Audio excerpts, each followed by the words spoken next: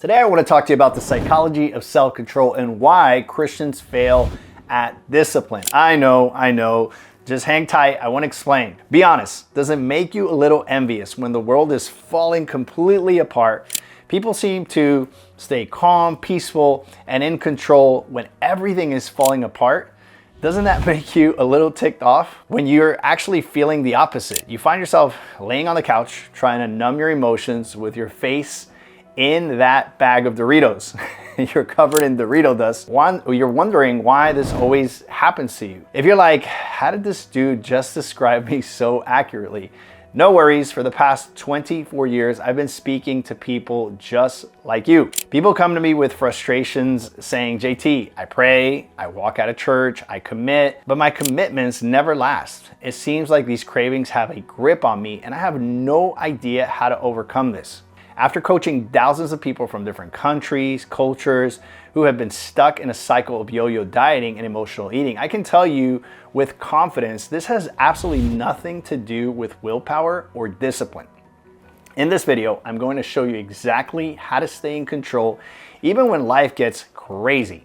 So you can finally break from the bondage of snacking, overeating, and that constant guilt cycle, because that's no way to live. If you scroll away to the next video because you suddenly felt that cognitive friction, you know what I'm talking about? Where you say, oh snap, this dude is describing me and now I'm going to have to deal with this, that's fine.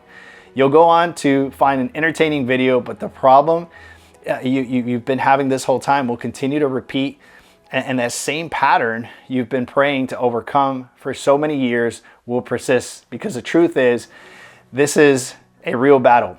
It's not in the pantry, or even less in your belly. It happens in the spirit realm. Yes, I said the spirit realm. Hear me out. It's impacting the way you think. This is why you constantly scan the room for a dopamine hit, and now you simply think that it's part of your identity. If you ignore this now, you're gonna continue to think about it even after you scroll onto your favorite YouTube video. So don't go anywhere and let me show you how to overcome this. I personally have never struggled with food addiction or being overweight. So you're probably thinking, what is this, skinny guy telling me about weight loss, right? I can tell you that I had a very similar addiction for a very short period of my life.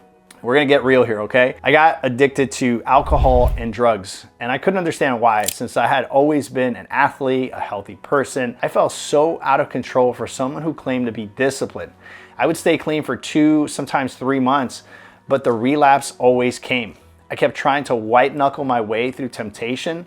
I was a dopamine junkie, constantly seeking dopamine cycles, until finally one day it came to its breaking point. It landed me in the hospital with an atrial fibrillation and a flutter. It was mind-boggling to me to think that a guy who could get up at 3:30 in the morning, burn 1,000 calories in a crazy workout, tame his hunger, and teach others how to stay healthy was completely out of control. But what I wasn't understanding was that beyond discipline and self-control, there was more to it, right? It wasn't until I understood the psychology and the theology behind my cravings that everything changed. The day after I gave my life to Jesus, things became very clear to me. I remember looking in the mirror for the very first time at 32 years old. I didn't feel that shame that I generally felt when I looked into the mirror. Slowly but surely, God started to change my appetite for things that I thought I would never be able to overcome. I always thought I'd be stuck in the cycle. That was the moment I stopped trying to do things in my own strength and started aligning my identity with a Christ identity. And guess what? Those crazy dopamine cycles lost their grip over me. And that's when the breakthrough finally came.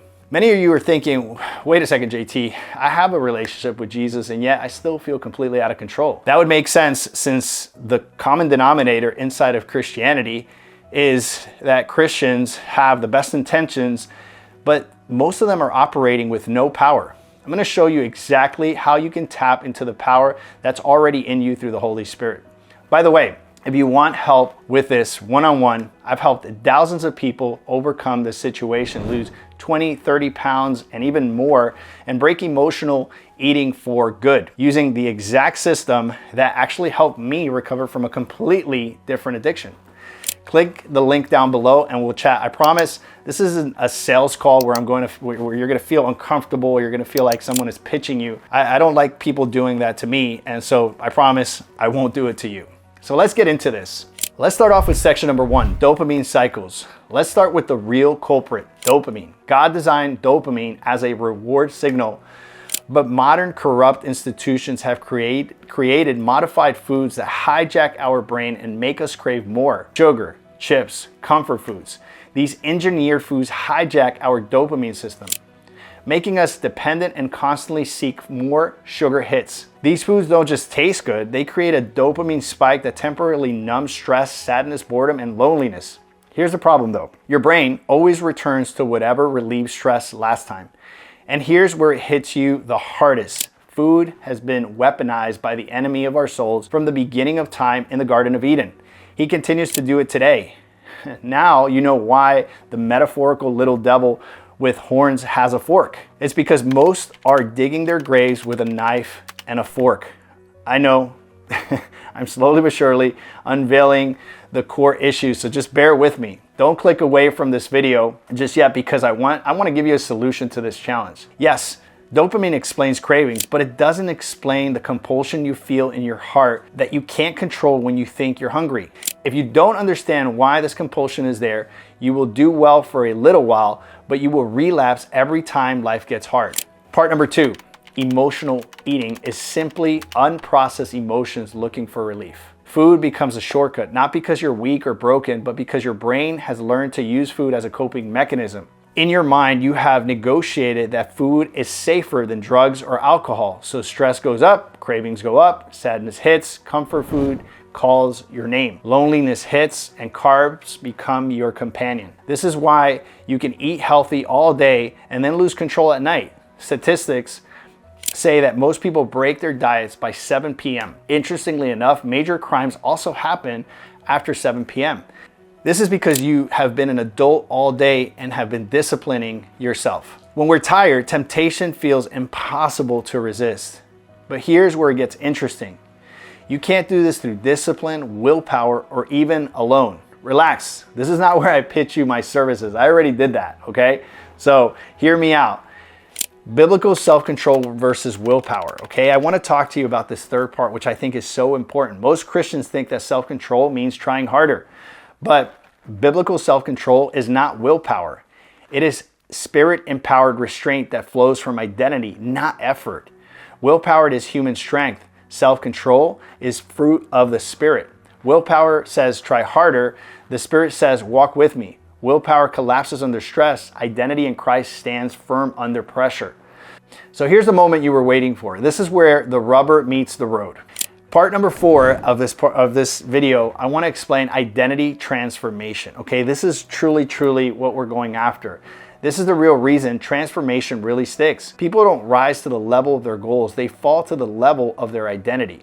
If you still see yourself as someone who struggles, someone who's always giving in, someone who has no self-control, your behavior always will match your belief, right? And so we have to rewire, we have to recondition the way we think. But when you shift your identity to, I am a temple of the Holy Spirit, I am disciplined because Christ lives in me, I'm not ruled by cravings, I'm led by the Spirit, your choices begin to follow your identity effortlessly. We see several times in the New Testament when the apostles asked Jesus why they couldn't get rid of this demon-possessed man, right? And Jesus turned around and clearly said to them, this type of demon only comes out through fasting and prayer. My friend, I'm here to tell you the same. Fasting and prayer are the keys to overcoming this issue that has plagued you for so long. So here's the truth. Your breakthrough won't come from a new diet, a new journal, or another promise to do better. It'll come from renewing dopamine patterns, healing emotional triggers, and aligning your identity with fasting, prayer, and the Word of God. If you want the full blueprint and accountability to walk this out, click the link below and I'll help you do this step by step. On top of all the strategies we provide from a nutrition dynamics perspective, as a community, we also come together to pray and fast. If you believe in the power of prayer and fasting, then you're going to love our community. Also, before I forget, I created a prayer PDF for you in the description box below. Don't forget to grab it. If you enjoyed this video, you're going to absolutely love this one here. May the Lord bless you and keep you until the next time.